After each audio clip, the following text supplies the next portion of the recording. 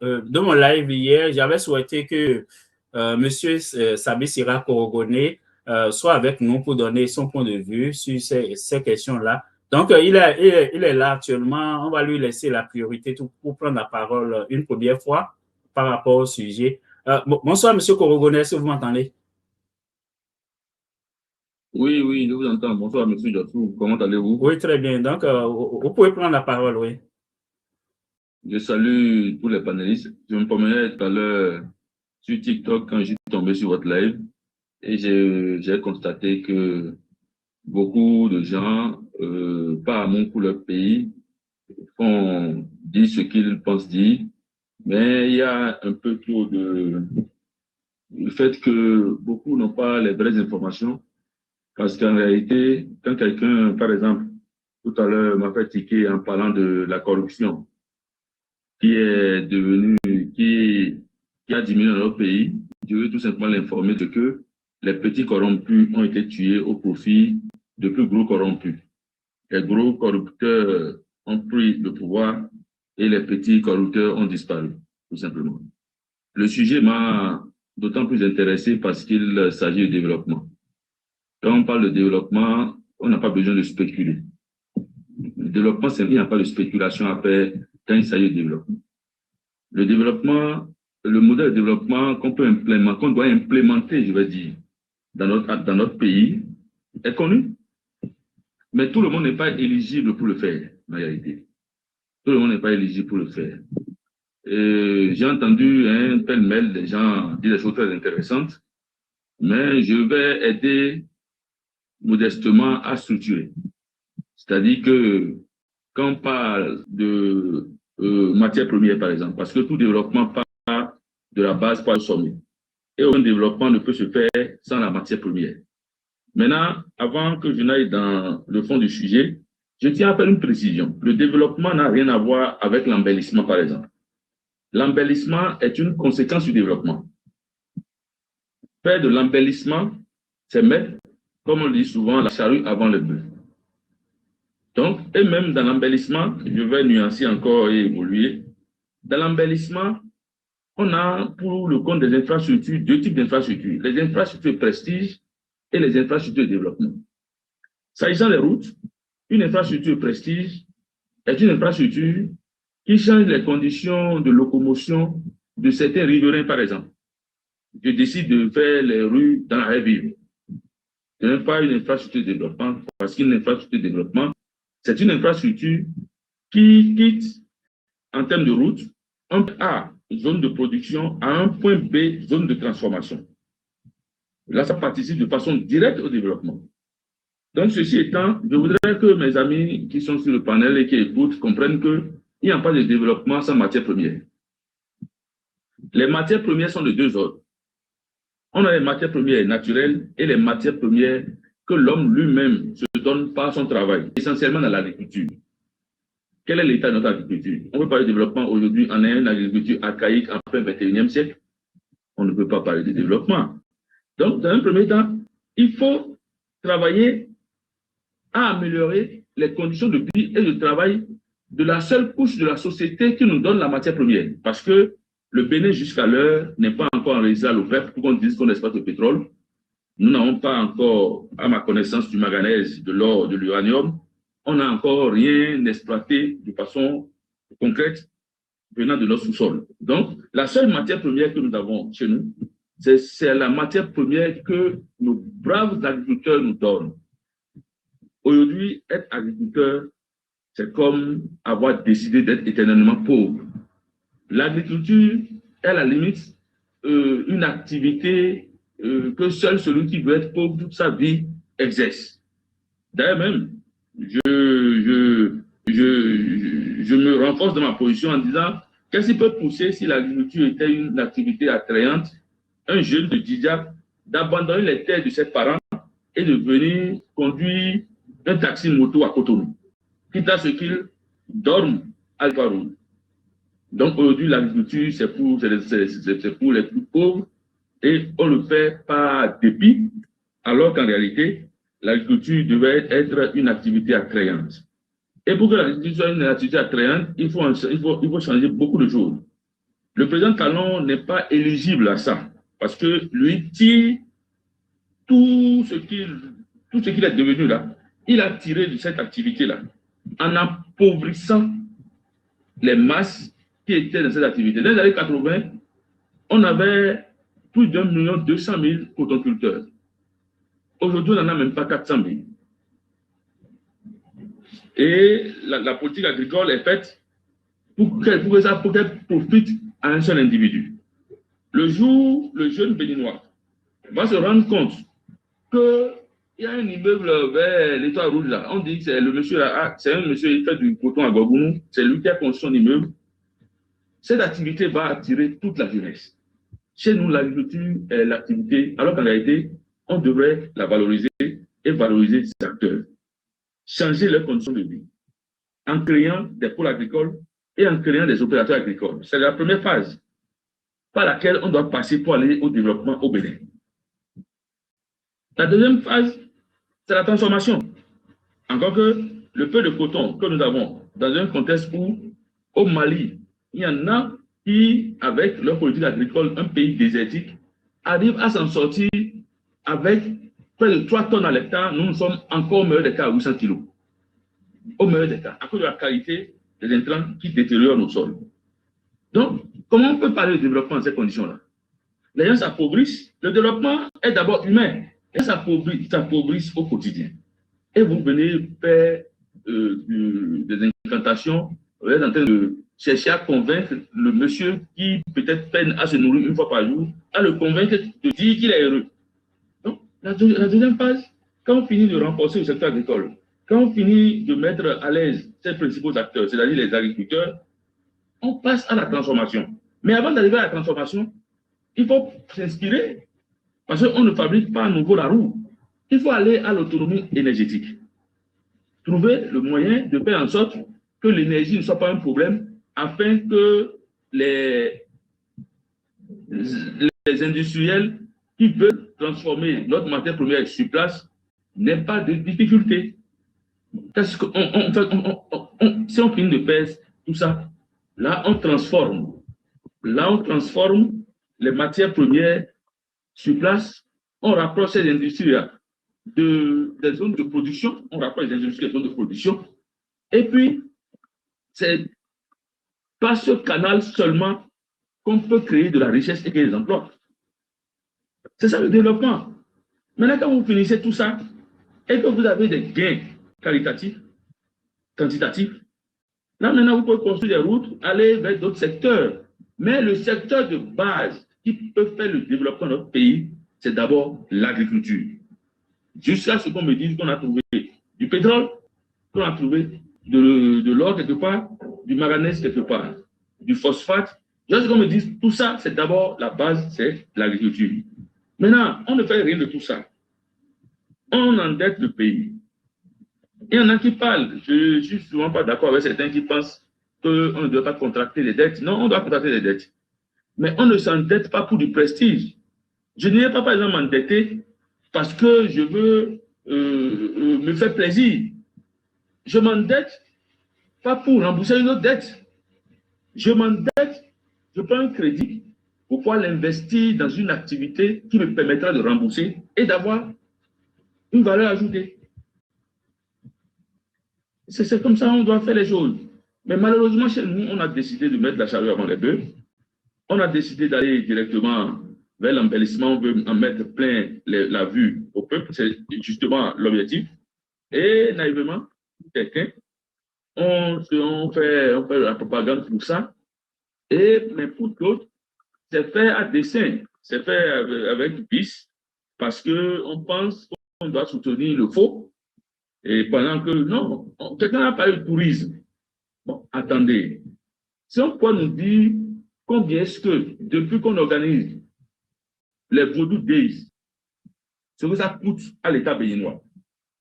Si on pouvait nous dire, depuis que le jeune homme là organise son histoire de spectacle, ce que l'État met dedans, si on peut nous dire ça, je crois que certains qui n'ont peut-être pas à manger, à qui on donne des tickets gratuits pour aller faire de remplissage, n'iraient pas là-bas.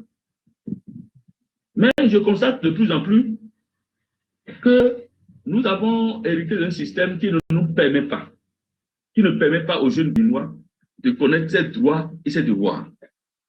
Parce qu'en réalité, on le frappe au quotidien pour ses devoirs, mais pour ces droits-là, on fait tout possible pour qu'ils les ignorent. Et ils sont là, les yeux fermés, on applaudit quand le voisin a mal, on applaudit quand d'autres ont des difficultés, on applaudit quand on voit d'autres, on interpelle des gens. Non, non, tout ça devait être l'exception, pas la règle. Donc, pour récapituler, notre développement doit se baser sur un socle. Le seul socle que nous avons à notre disposition, qui nous est imposé, c'est d'abord l'agriculture. Ça nous permettra d'aller à l'autosuffisance alimentaire, ça nous permettra d'aller à l'industrialisation, parce qu'il faut créer des pôles agricoles. Mais M. Talon n'est pas éligible pour ça, parce que lui, il faut que cette agriculture reste dans son état archaïque et que l'esclavagisation de nos parents paysans continue pour que lui puisse leur arracher le fruit. Il y en a qui font le coton. Un monsieur, un jour, a témoigné, j'ai écouté, il a fait des hectares de coton pour, à la fin, n'avoir que 7 000 francs CFA de bénéfices. Moi, je viens du bassin cotonnier. Je n'ai jamais vu un de mes parents cotonculteurs depuis que j'étais petit être dans la ville du Bénin. Je ne l'ai jamais vu. Mais est-ce qu'on travaille pour survivre? Mais on travaille pour vivre. Maintenant, c'est le seul individu qui n'a jamais fait un mètre carré de coton dans sa vie qu'on appelle le maillage du coton. Donc, il y a injustice. Je pensais naïvement, lorsqu'il est venu au pouvoir, qu'il allait leur rendre l'appareil, les sorties de la misère dans laquelle ils végètent. Mais malheureusement, il n'a pas pensé à ça, il n'a pas pensé à eux, il n'a pensé qu'à lui, et il nous l'a si bonnement dit. Nous sommes en train d'amorcer un cap, et c'est pour finir, un cap parce qu'il a tellement fait n'importe quoi avec les ressources publiques, parce qu'il s'est approprié nos ressources, il en a fait ce qu'il veut. Il veut qu'on le compte parmi, quand on va citer les Dangote là, qu'on le compte parmi eux, mais lui n'a pas d'industrie, il n'a que le Bénin, qu'il pille jour et nuit au quotidien, depuis les années 90, avant qu'il ne vienne au pouvoir. Il vient au pouvoir, il accentue son pillage. Maintenant, comme il a fini de faire tout ça, qu'est-ce qu'il doit faire? Il ne savait pas que 10 ans, ça passe très vite. Il faut privatiser tout et aller jusqu'à privatiser la sphère politique. C'est ce qu'il a fait. En tentant de nous imposer, il tente là maintenant de nous imposer quelqu'un qui va pérenniser et le protéger. Chemin faisant, il se rend compte qu'on ne peut pas faire confiance à un homme. L'homme est changeant. Donc, qu'est-ce que je dois faire pour me mettre sous notre parapluie? Il faut rapidement aller corrompre les vieux grigous qui ont été, par ailleurs, anciens président de l'Assemblée nationale dans le passé, qui ont été président de la Cour suprême. Aujourd'hui, vous les voyez tous souriants parce qu'ils savent qu'on leur a déjà fait, pendant que les jeunes sont en train de souffrir, ils n'arrivent même pas à se nourrir, n'ont même pas d'alternative pour leur avenir. Eux, ils ont s'asseoir de partager encore des dizaines de millions par mois pour dire, bon, ils sont sénateurs et ils sont heureux, ils sont dedans. Et bon, ils restent là. De là, maintenant, il va contrôler son comptable qui tente d'imposer. Je tiens, pour finir, à dire que ça ne se passera pas. Ça ne se passera pas. Ça ne se passera pas parce que nos ancêtres n'accepteront pas que ça se passe. Et nous aussi, nous n'accepterons pas que ça se passe. On fait tout pour museler tout le monde. On intimide tout le monde. C'est la prison maintenant qui est de la règle. Il faut aller en prison. Il faut envoyer des gens en exil. Il faut. Et on fait du brigandage de façon éhontée. Et ceux qui me font pitié, c'est excusez-moi le terme, c'est présentés qui ne savent pas que eux-mêmes leur avenir en dépend. Donc, mes chers amis, le développement, ce n'est pas ce que nous avons vu pendant 10 ans.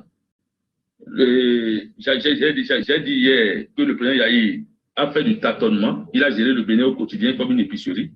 Quand lui se levait le matin, il y a quel problème ici? Ah, il faut donner l'argent, là, il n'a pas fait ça. C'est pas comme ça. Tout doit être planifié. Lui, il est venu là bien planifié, mais il n'a planifié que le développement de ses activités, le développement de ses comptes bancaires. Et pour finir, faire du saupoudrage, comme on l'a connu avec les Mobutu hier, qui ont fait du saupoudrage pendant que le Zaïrois d'hier n'avait même pas de quoi manger. Mobutu faisait organiser de grands combats de boxe à Kinshasa et pour les distraire. Donc, c'est un peu ça que nous sommes en train de vivre. On met une statue par ici, on essaie d'aménager les routes autour de ces hôtels et on crée des conditions pour que les gens viennent, pour qu'il y ait des saisons autour des hôtels. C'est tout. Les saisons autour des hôtels. Sinon, tout ce que nous voyons là, où on amène les artistes, on leur donne l'argent. Il y a des jeunes ici, vous leur donnez peut-être 500 000 francs tout de suite. C'est l'argent de toute une vie pour eux. Dans 10 ans, vous les verrez, dans 10 ans, ces 500 000 francs feraient en sorte qu'ils soient en train de vivre dans 10 ans décemment. Mais pendant ce temps, on amène des artistes du Nigeria, on donne des milliers de dollars. Et puis, bon, comme on ne connaît pas ses droits, on applaudit tout bonnement, sans savoir qu'en réalité, c'est votre argent qu'on est en train de dilapider et de gaspiller dans ces conditions-là. Monsieur Joshua, merci beaucoup. Merci de m'avoir permis de m'exprimer sur le sujet. Ok, merci beaucoup, M. Korogoné, de passer par ici pour vous donner votre point de vue par rapport à ce sujet-là. Ok, donc, avant vous, il y avait M. NKK. Monsieur NKK, vous êtes là? Monsieur NKK, est-ce que vous êtes... Oui, bonsoir, frère, je suis là. Oui, allez-y, on vous écoute maintenant. Oui. Vous allez bien? Oui, ça va, merci, oui. Ok. Bon, moi, je passe d'abord mon tour, puis je reviens dans 5 minutes comme ça, puis après, derrière, c'est celui qui va intervenir tout de suite là-dessus, au vol actuellement. Ok, c'est bon. Donc, mais je vous écoute quand même. Oui, dès que vous êtes prêt, mettez ça en commentaire, comme ça, je vais vous donner la parole. Merci. Ok. Merci. Monsieur Bugatti, est-ce que vous êtes là? Monsieur Bugatti.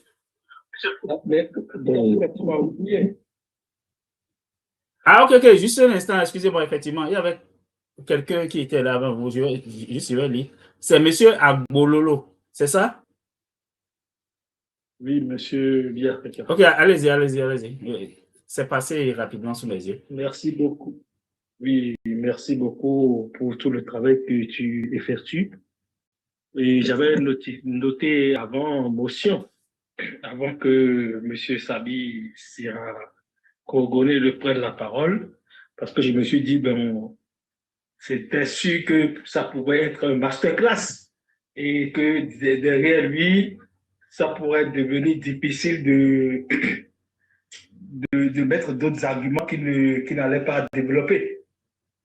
Mais bon, l'autre reste toujours l'autre, l'aîné reste toujours l'aîné, et la discipline de groupe nous oblige à respecter l'ordre que le panéliste nous donne.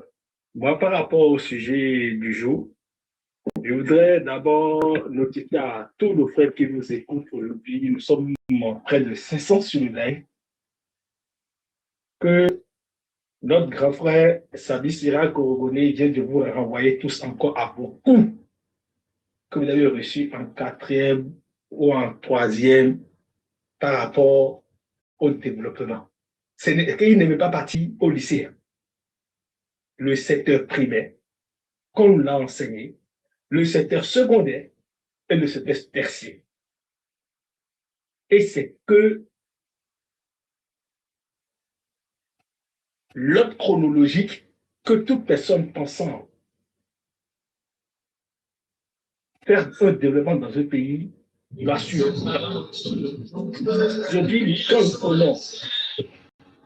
Aujourd'hui, quand nous prenons notre pays, le Bénin, et on s'attarde sur le premier secteur, qui est le secteur primaire, qu'est-ce qu'on constate pour quelqu'un qui veut nous parler de développement? Est-ce que pendant 10 ans, le Bénin est devenu le premier producteur de maïs? Non. Est-ce que le Bénin est devenu le premier producteur de mil? Non. Est-ce que le Bénin est devenu le premier producteur du polio? Non. Du soja, du stock? Non. Que du coton. On dit produit vivrier, nous avons mis en dehors. Bon, il y a une dame, avocat fou. Mais est-ce que cette personne-là vous aime? Mais c'est de là déjà on se pose les questions. Les pays qui nous entourent ont montré que même dans des pays qu'on disait sahéliens, qu'on pouvait défier les normes climatiques et augmenter les taux de rendement sur des produits vivriers. Mais on n'a pas honte au Bénin que à certaines saisons que les produits nous viennent du Niger, du Burkina. Vous n'avez pas honte? On se dit, ah bon, ah bon, ah bon, ah bon. Oui, la dynamique continue. Guido, vous ne donnez, mangez pas à votre faim. On laisse le secteur primaire. On va au secteur secondaire. En temps normal, pour un compétiteur qui a vraiment cette volonté de développer son pays, mais aller me mettre des usines de sucrerie dans ces mercredis, je vois des cannes à sucre pulvérisées partout là-bas. Aller me mettre des usines de transformation de l'huile, c'est où les structures d'Agonvi?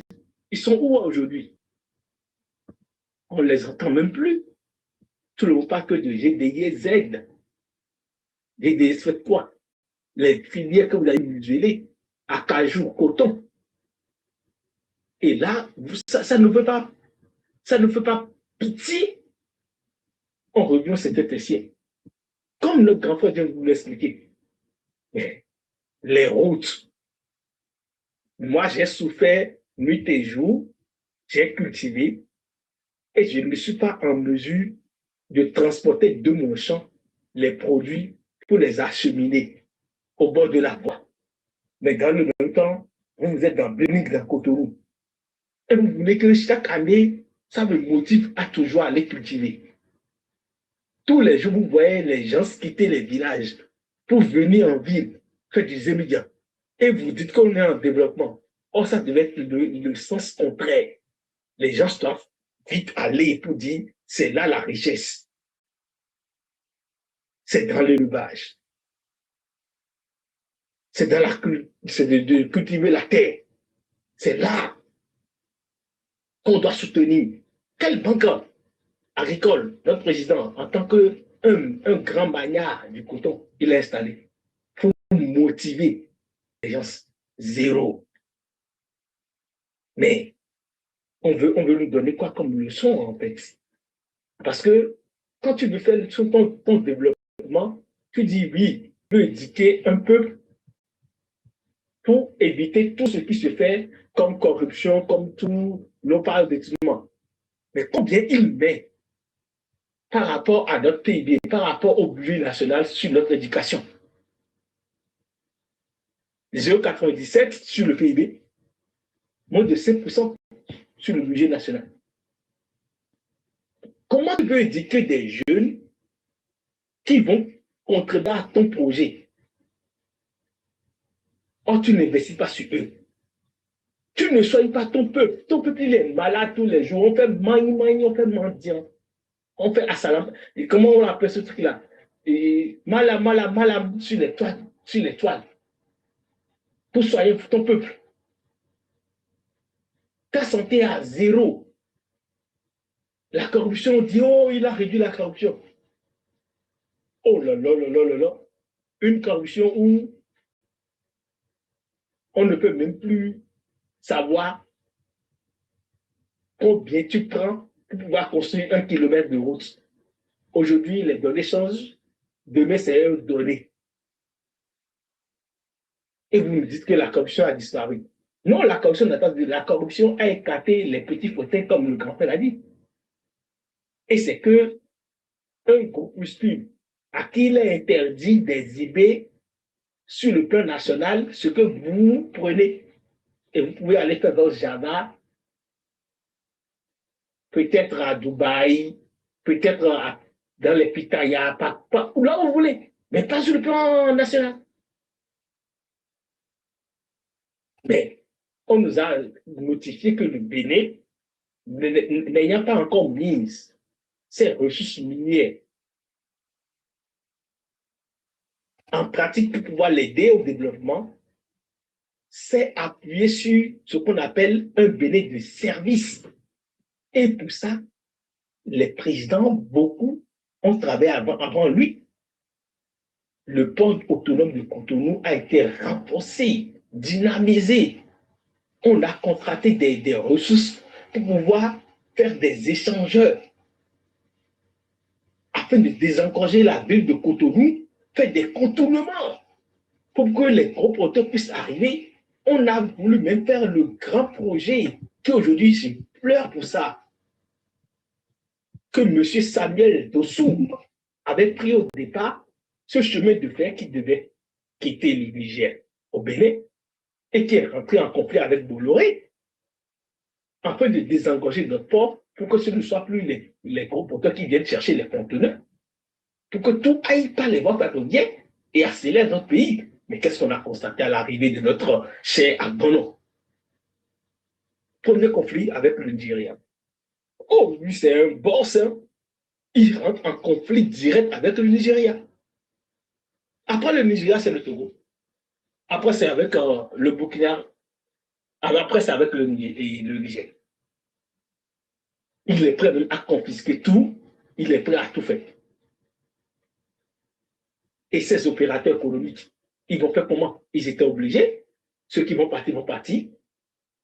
Ceux qui ne voulaient plus voir, il a voulu tous les mettre dans les mailles de la justice. Beaucoup. Et on voit l'état actuel de notre pays.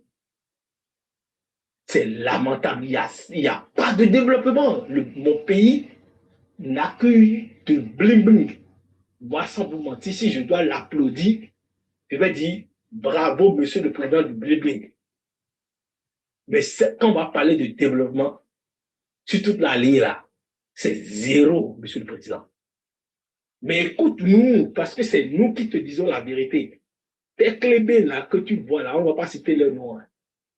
Des soi-disant là, de 5 000, 10 000 là, les affamés là, ils ne vont jamais te dire la vérité parce qu'ils savent que les députés, les ministres vont leur filer quelque chose chaque semaine pour te dire que tu es le meilleur. Mais président, sans te mentir, perso, moi j'avais croisé Georgia, moi je dis la vérité, bien africain, j'avais croisé Georgia autour des années 2020-2021.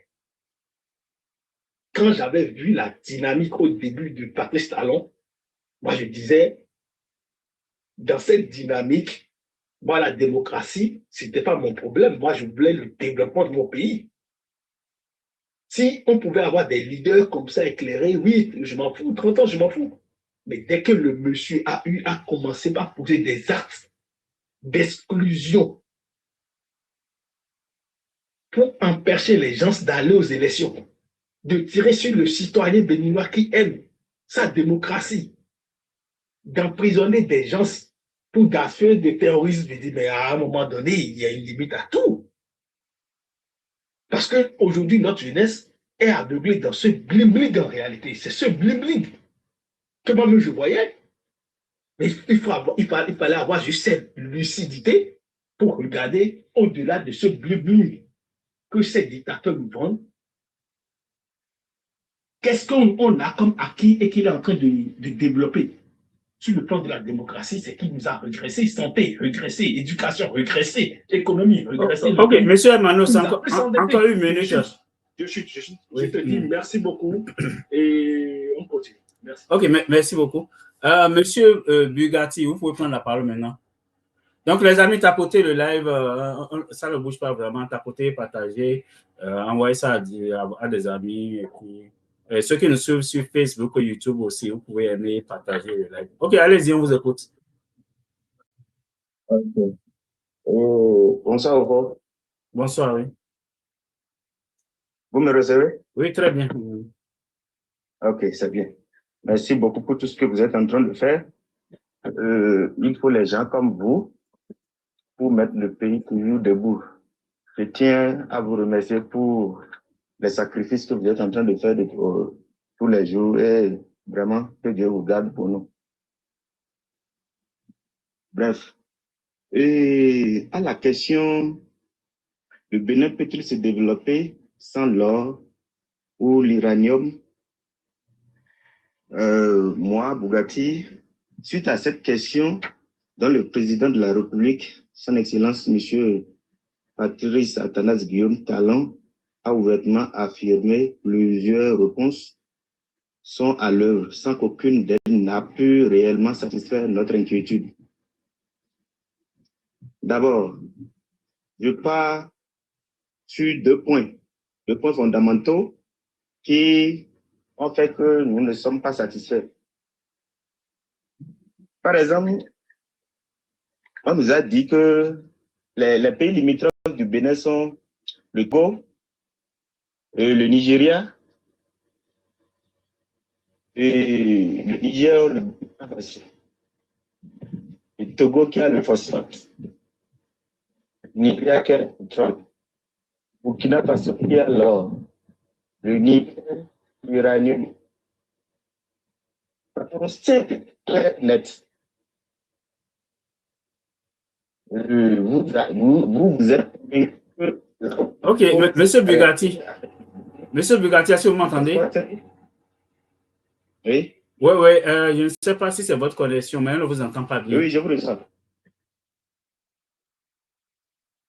On ne vous entend pas bien. C'est bon maintenant? Ok, allez-y, on va encore écouter quelques secondes pour voir.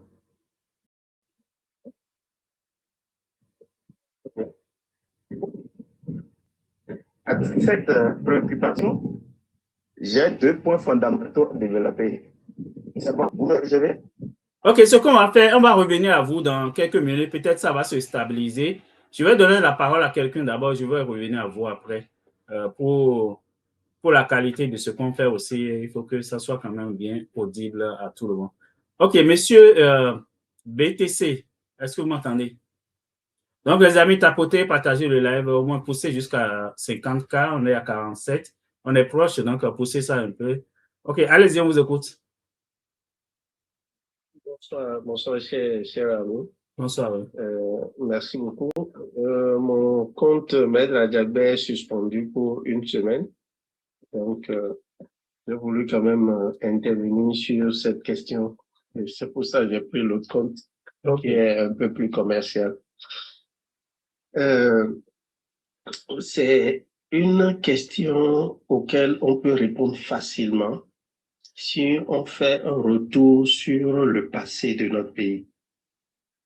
Le Bénin était le premier producteur d'huile de palme au monde.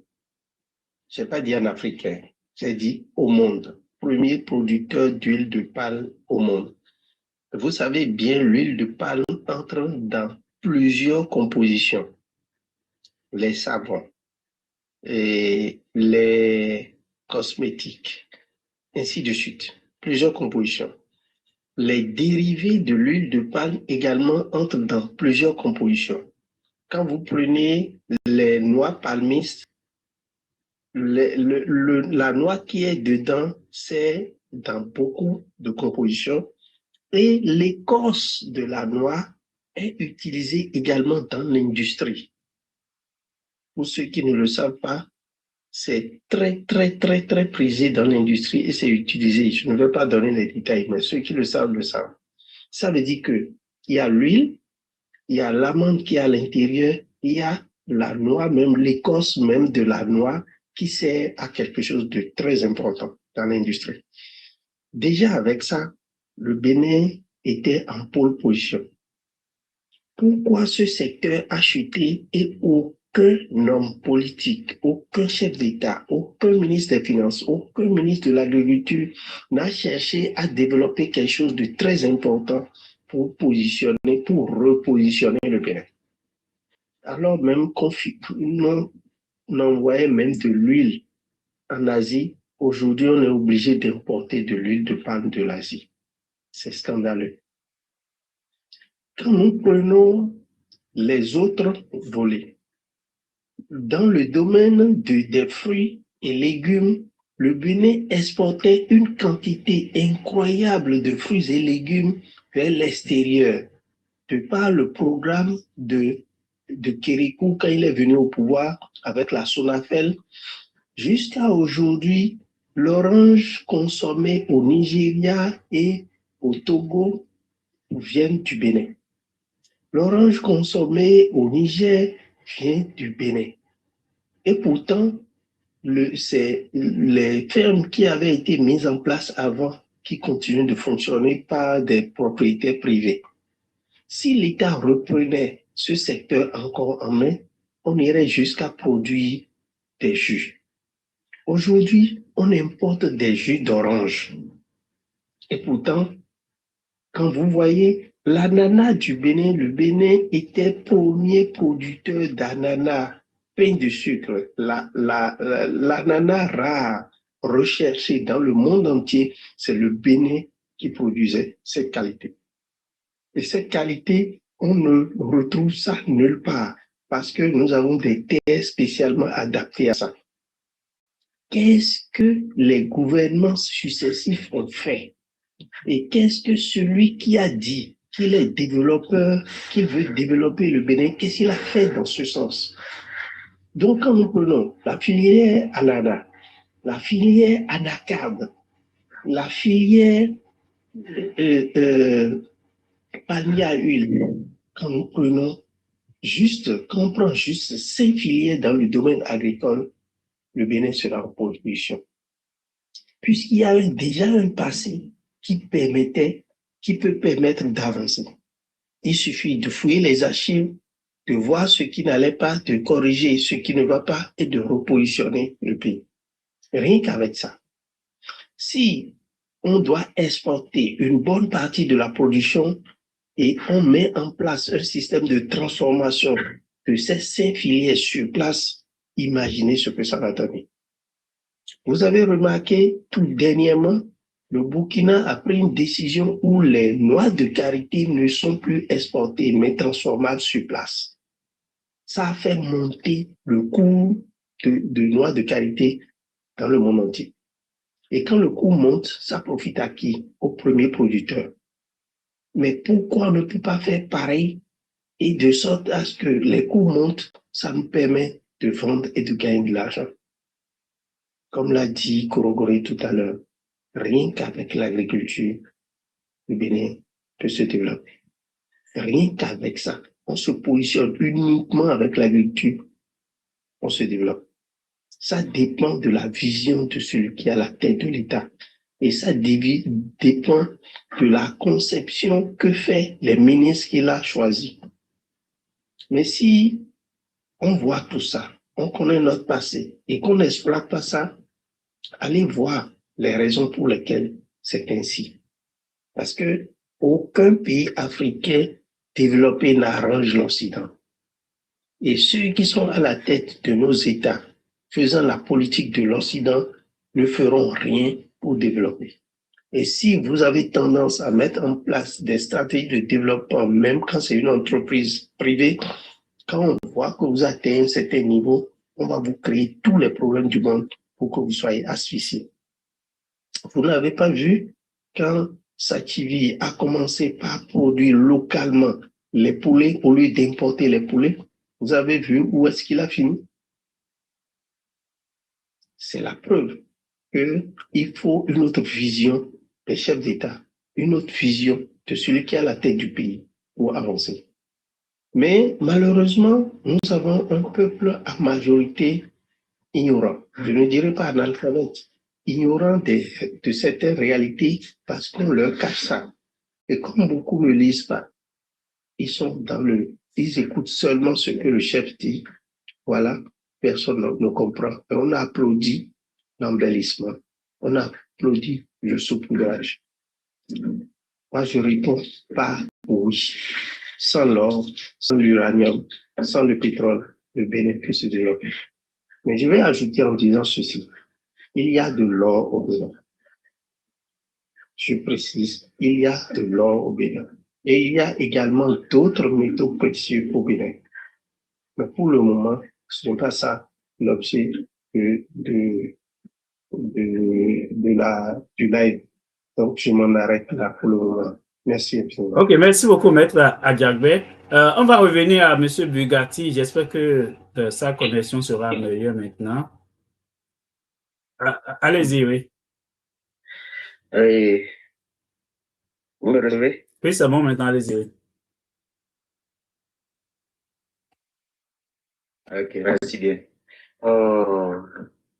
À la terme de mon allocution, j'avais tenu à vous remercier pour le travail que vous êtes en train de pour le développement de cher pays, de bien du monde. Et suite à la question, le Bénin peut-il se développer sans l'or ou l'uranium? Moi, je disais, plusieurs réponses ont été apportées sans qu'aucune pu donner d'administration. Ok, Monsieur Bougatti,